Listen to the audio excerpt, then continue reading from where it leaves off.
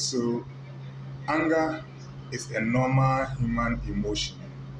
We all feel it when we are hurt, frustrated, or treated unfairly. So, when an individual feels he or she is unfairly being treated, the person can exhibit anger.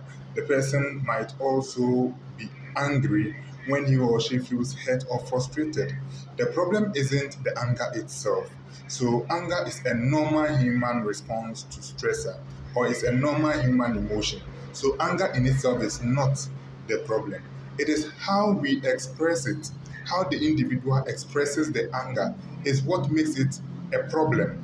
So when anger turns into aggression, it can damage relationships, it can damage health, it can even damage our future, it can damage lives. So there is the need for us to actually express anger in a moderate and in a calm way so that it wouldn't end up ruining relationships, ruining health, and ruining your future or our future.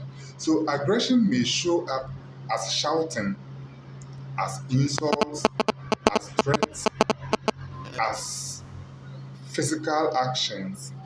It often is a sign that someone feels overwhelmed, stressed, or unheard. So, when an individual feels unheard, the person might exhibit aggression, when the person feels neglected, when the person feels overwhelmed by a stressor, or the person feels he or she is not given enough room to express him or herself, the person probably might either get angry, which can escalate into aggression. And when people are aggressive, they can exhibit their aggression by shouting. It can also be by insulting, that they become verbally abusive. It can be through threats. So the person goes like, "Charlie, if you don't take care, I will do this to you. Or if you don't take care, I will do that to you." So the person becomes a threat to either him or herself and to others. And they, at a point, might physically express the aggression towards the object which is actually causing them to be aggressive. So managing anger starts with awareness. Of course, you need to be aware that you are actually getting angry. You need to be aware that you are getting furious. You need to be aware that you are actually being frustrated, resulting from the stressor you have actually encountered. So it starts with awareness. So you notice early warning signs. So anger does not just happen, but it usually starts from somewhere. And where it starts from is the awareness stage. So you need to notice your warning signs. And examples of the warning signs include tight muscles, fast breathing, or racing thoughts. You can pause before reacting. And when you would want to manage your anger, like I said, you pause before you react. Do not act on impulse. So when I say acting on impulse, I mean do not just act because your mind tells you so. So you pause for a while, and by pausing, it helps calm your nerves down. You take slow, deep breath, or step away from the situation if you can. So the situation that is causing you to be overwhelmed, or the situation that is overwhelming you, if it is possible you can withdraw, just withdraw or stay away from the situation. It is that is if you can withdraw. The next thing you can do is express your feelings calmly. And this can be very possible when you pause before you react. So you express your feelings calmly. You use statements like, "I feel upset because." So let the person know why you are upset, so that maybe the person can, upon knowing that his or her behavior is causing you to be upset, the person can review the behavior. Then instead of blaming or attacking, you just need to make the person know that you are getting upset. Then healthy outlets such as exercise, especially breathing exercise, helps so much when it comes to managing your anger.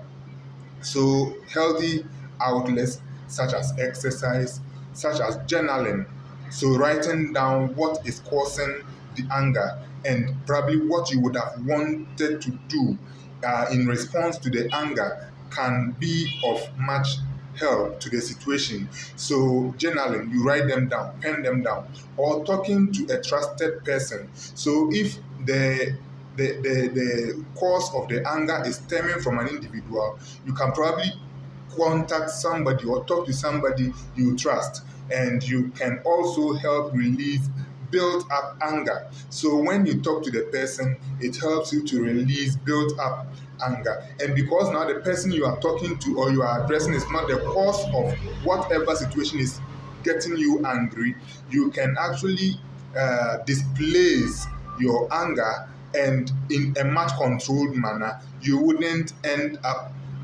causing harm to the person. Remember, controlling your anger is not weakness. No, it is strength. It takes a very strong person to be able to control your anger, to be able to control your emotions.